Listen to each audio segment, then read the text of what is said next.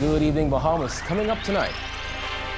The acting Chief Justice slams her temporary appointment.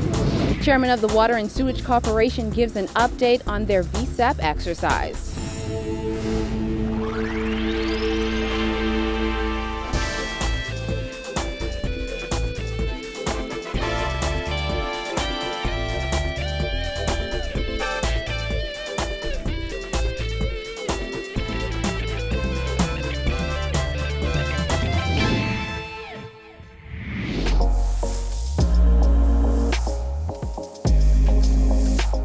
Our News is brought to you by Alive. Welcome to Our News, and thanks for joining us. I'm Kyle Joaquin. Topping news tonight, Acting Chief Justice VERA Watkins says long-term judicial planning isn't possible as long as she serves as Chief Justice in only an acting capacity. Her candid comments came during a special sitting of the Supreme Court to mark the opening of the legal year. Jared Higgs reports. The undisputable fact is that while it may be so that I am sitting in this chair as Acting Chief Justice at this moment, I am not certain as to whether I will be sitting in this chair later on today.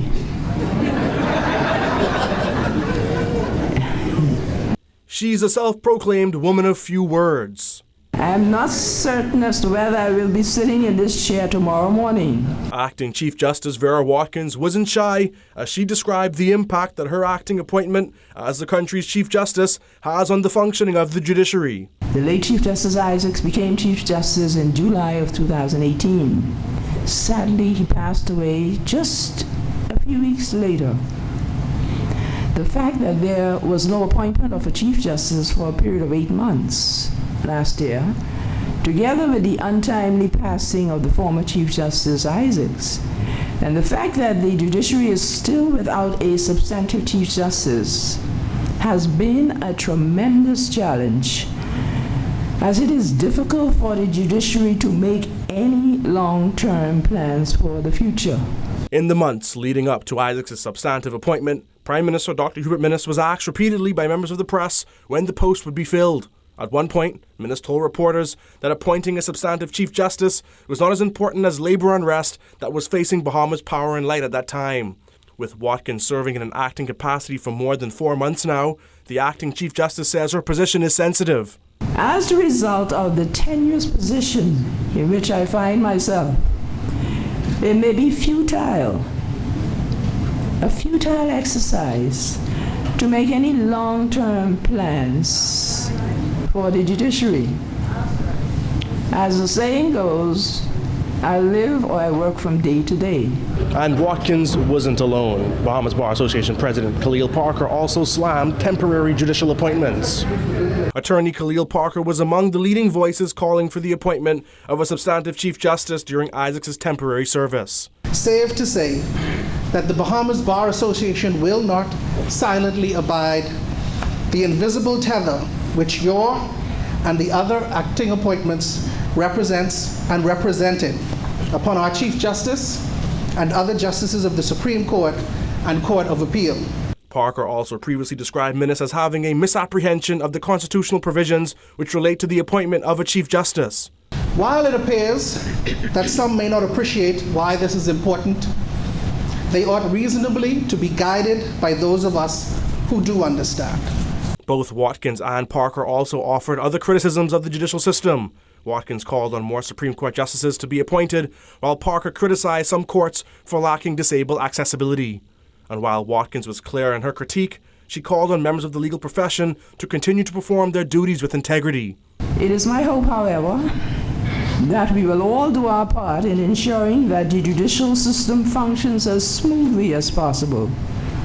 To put it another way, it is my hope that we will all do our part in keeping the judicial boat afloat.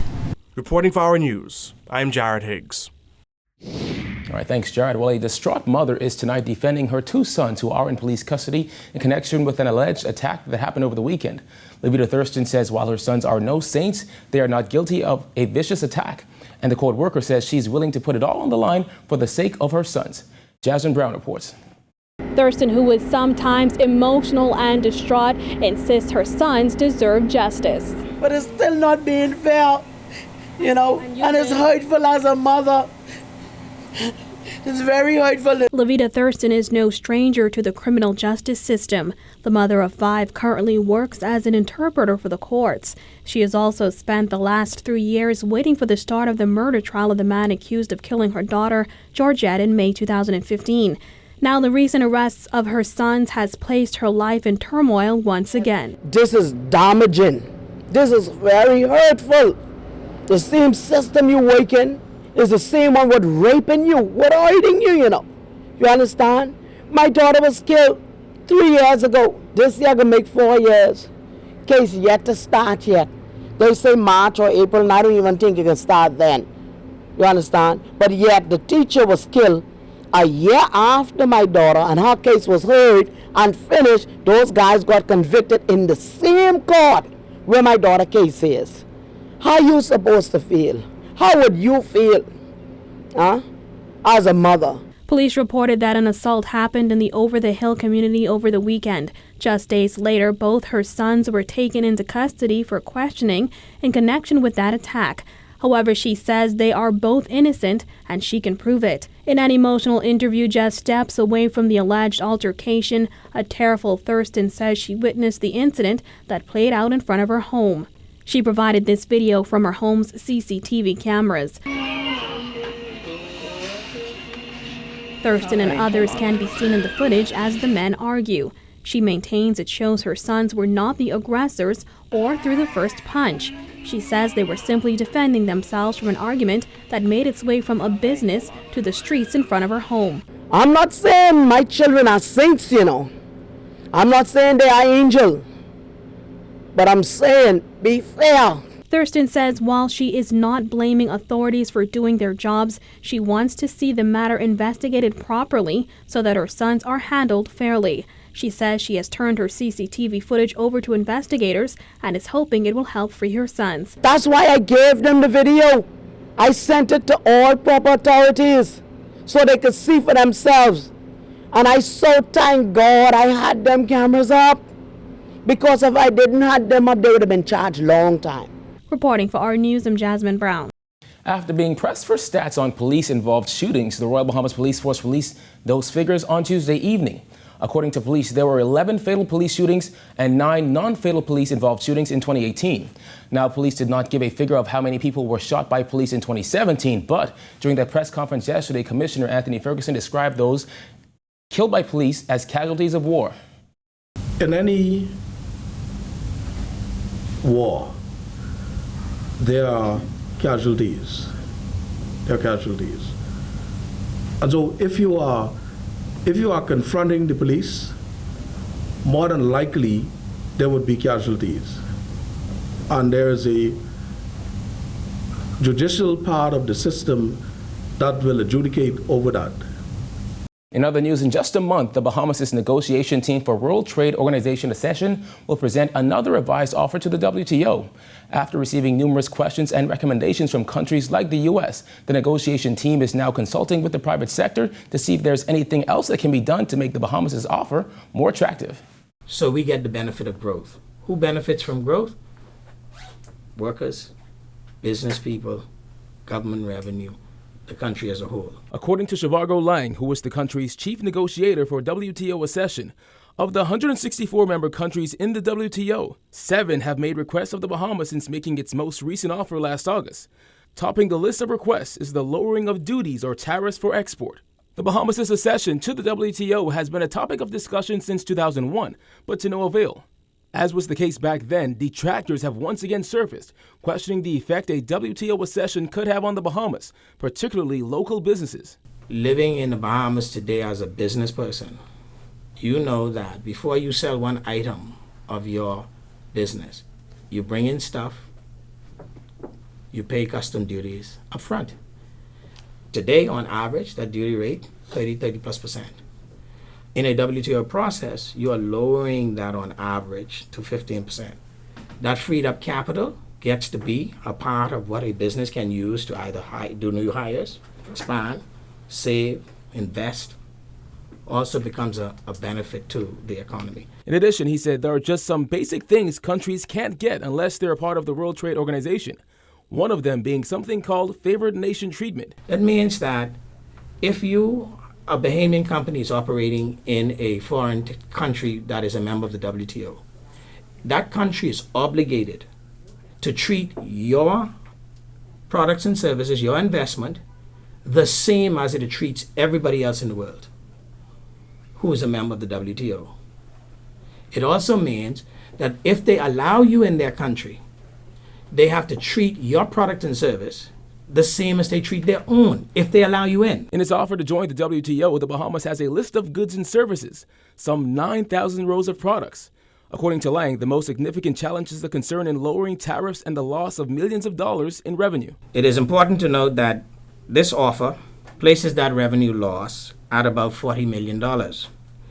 This is distinct from previously quoted losses of more than $100 million. The reason for this is that the previous revenue loss quotes were based on a scenario representing a more generous offer than this one. But Lang was frank with other concerns that would arise from WTO accession, like the potential effect it could have on local businesses and the agriculture industry. If you're lowering custom duties on imports and you have a local manufacturer who is competing with that import, then that local manufacturer will face added competitive pricing pressures.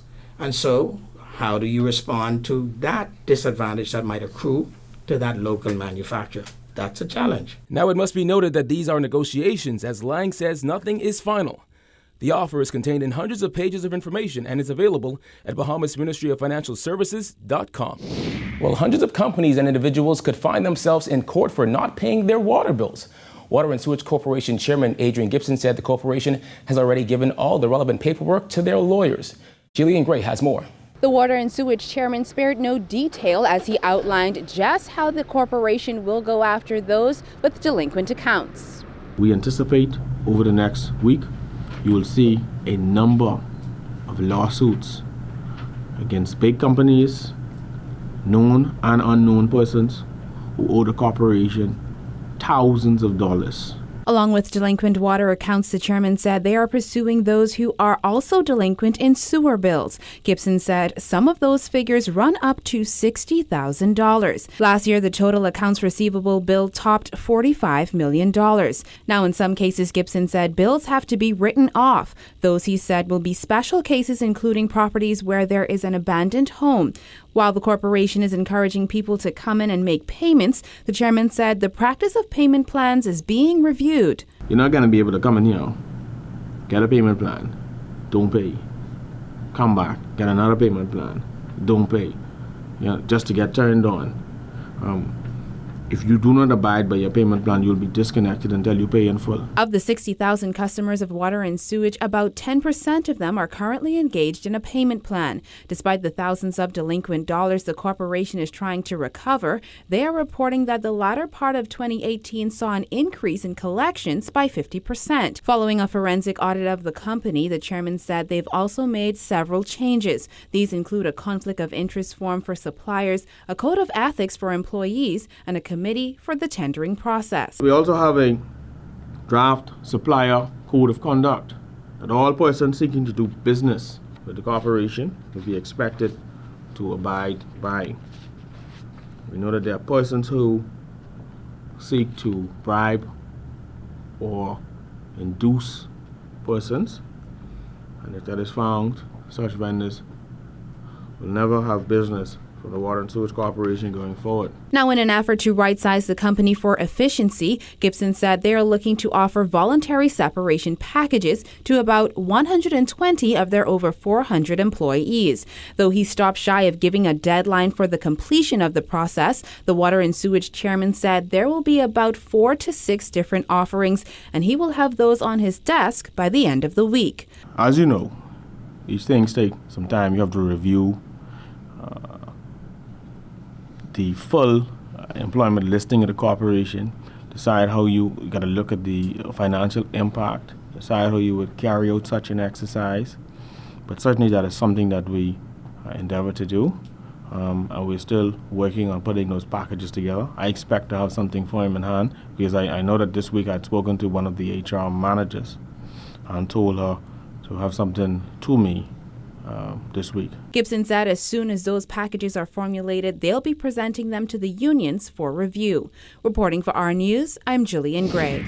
Still to come, more from statements made during the opening of the legal year. Plus, 2018 saw an increase in traffic fatalities. The details when our news returns.